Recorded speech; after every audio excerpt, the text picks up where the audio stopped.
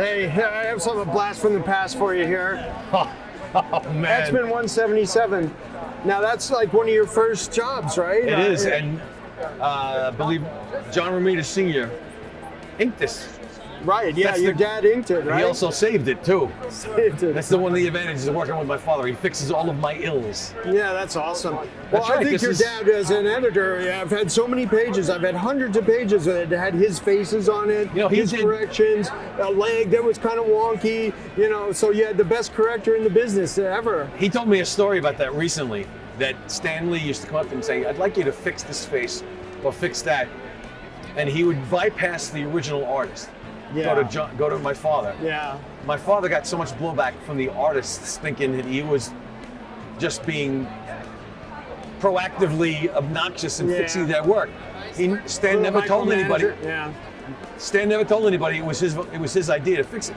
So my father says, I always took that offense, thinking that I should have been at least cleared of my my proactive repairs. Did you just come up like learning at home, like seeing your dad I saw him or? When I was a kid. He was doing romance comics. Right, the best romance. And see, that's an interesting thing. I want to jump in right there.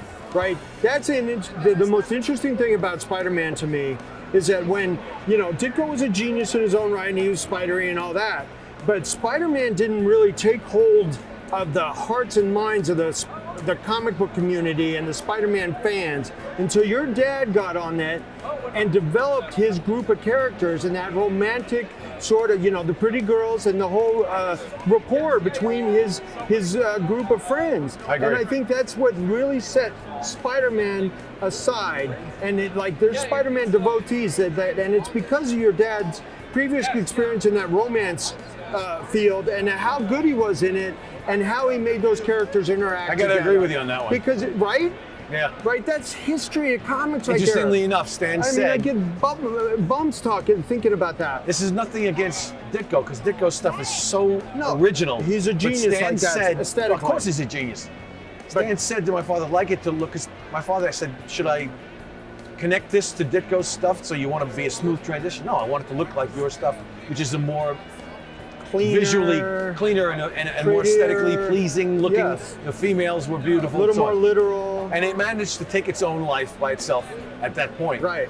When I was a kid, he had done romance books, and I saw him tirelessly work on romance books. Then he was suddenly doing superhero books. I wasn't paying enough attention, and one morning he was doing Daredevil number 12, the cover to number 12. With Kazar up in the tree. Oh yeah, and really? the Plunderers guys. Okay. And I said, Dad, what is this? And he went to explain to me what superheroes were. And this guy in the red suit, well, excuse me, at the time it was not red, it was a black and white cover. This guy in the suit with the horns on his head is a character called Daredevil. He's a superhero. So he wanted to explain to me, my God. He's got this power, this power, this. Oh, and by the way, he's blind. Wow. Oh my God. I'm sure the top of my head blew off. That's From that cool. moment on, I was nailed to the floor right next to him on the ground, sketching and playing. I was 7 or 8 years old at the time. And he kept that cover because of that. Oh, nice. That little instance in our lives, he kept that cover. Right. And he still has it. And that's cool. And he says if he ever decides to pass on, he's going to give me the cover. And years later, you become a quintessential Daredevil artist. Ironic. That's amazing. The irony is not lost upon me. It is a cool story. That's such a great story. Forever and ever, I will think about that moment when he showed me that cover. Now, I had seen him doing things with the Hulk and the Avengers. I think he did a cover with that Kirby penciled or something like that. But when he was working on that cover, it was on his desk for quite a while.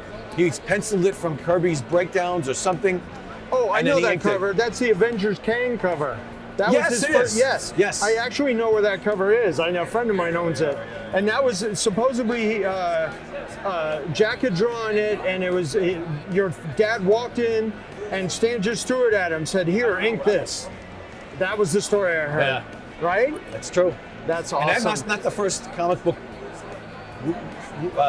view I ever had in my life. There's a barber shop in Queens Village that's been dead for 100 years. And when I was 8, 7, 6, we'd go to the barber shop. We'd sit in this chair waiting for this guy to finish. And on the floor, there were strewn comic books. One was a Kurt Swan Superman with no cover. And I looked at it, and I remember seeing it. And the next one was Metal Men. Oh, I love And I looked Metal at it, Man. it had a cover and everything. I think it was Ross Andrew.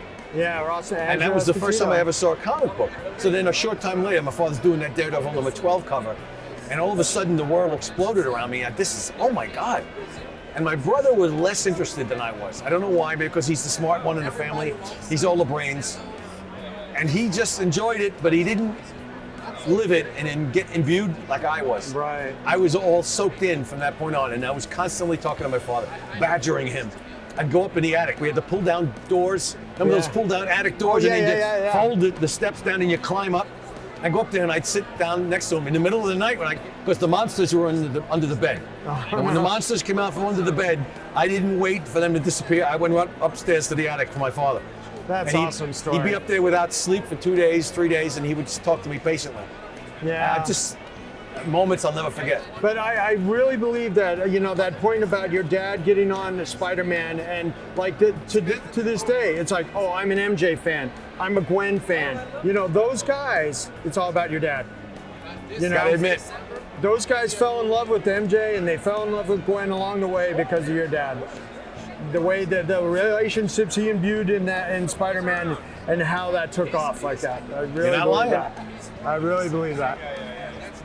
Oh. Thank you so much, John. I feel like we got to know each other a little bit there. Appreciate that. Thank you for Yeah. coming over. Thanks for the trip down memory lane. Whatever.